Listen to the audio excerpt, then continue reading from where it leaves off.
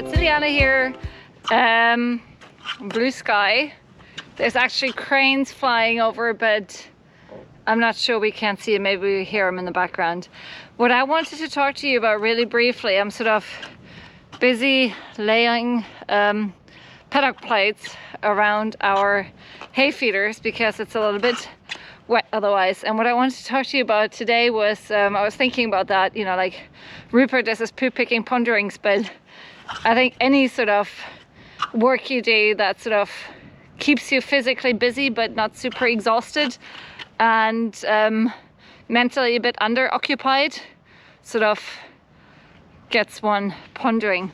Anyway, what I wanted to talk to you about that sort of came to mind as I was laying here my paddock plates was the beauty and satisfaction really of imperfection. And I don't know if it's visible like that, but this is not the most planned project. We got the hay feeder. There's parts of the area see that have paddock plates underneath, and we said, well, let's see how it looks like through the winter, how muddy it gets, where we need additional mats to just make it easier on the horses' feet, so that they don't stand in the mud. And also the poo picking will be much easier for us once it's on the mats. So we ordered paddock plates and we said, well, we were pretty at approximately blah. And then I was already told, I bet my sort of German over planning ancestors that were partially also in constructions are rolling in their graves, because this is not planned and this is not done in a very sort of German structured way. I'm sure you know, we Germans can plan and overplan and plan and plan and plan and never get started. Well, we sort of, my theory was it's so slushy at the moment, we probably can just put these things down and sort of more or less make them even so that they're at least functioning.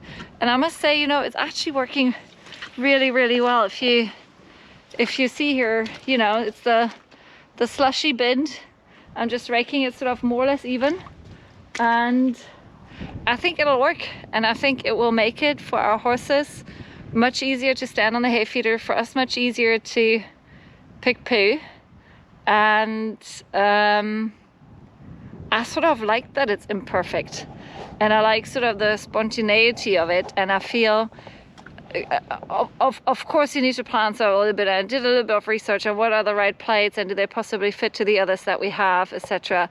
So I didn't just go and bought the absolute first plates and then bought however much I thought I needed without sort of having a little bit of an idea of measuring it first. But how much do I really need to plan? How much do I need to plan and overplan and plan again?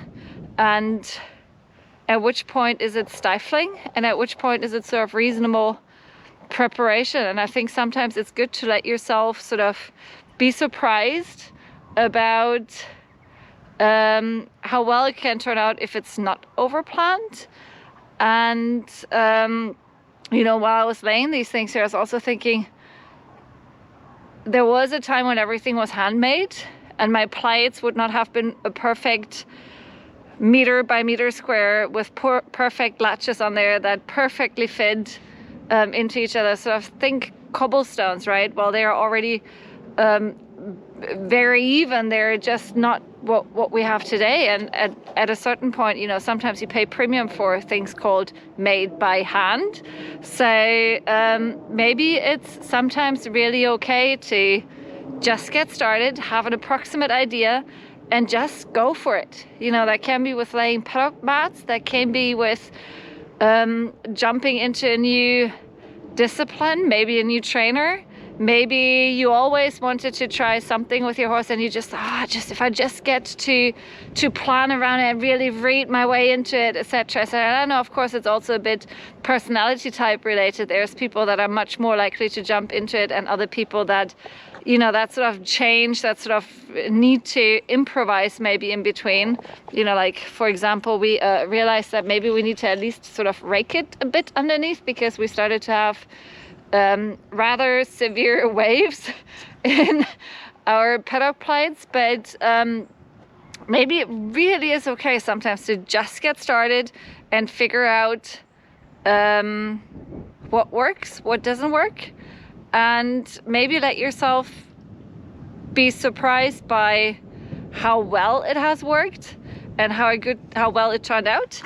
And with that, I'm gonna go back to my mats. What's interesting, my fingers have not smelled like manure like that in a very long time, because obviously the horses have been pooping there, and I'm now digging in the mud. So it's a good smell. Anyway, with that, let us know where sort of fields of your life are where you feel maybe a bit of whatever the English word might be, would be a good idea. Maybe also where you just sort of tried it and jumped in and realized it was a really good thing to do, or the opposite way, where you jumped in and maybe that jump was a bit too high. And I'm not saying you should now take your pony that never jumped and go jump 1.20 m or something, you know, do it all within the realms of safety. But let us know, where has spontaneity, making up as you go, surprised you and turned out really well. And with that, I'm gonna go back to my mats, and we'll see you next time. Bye.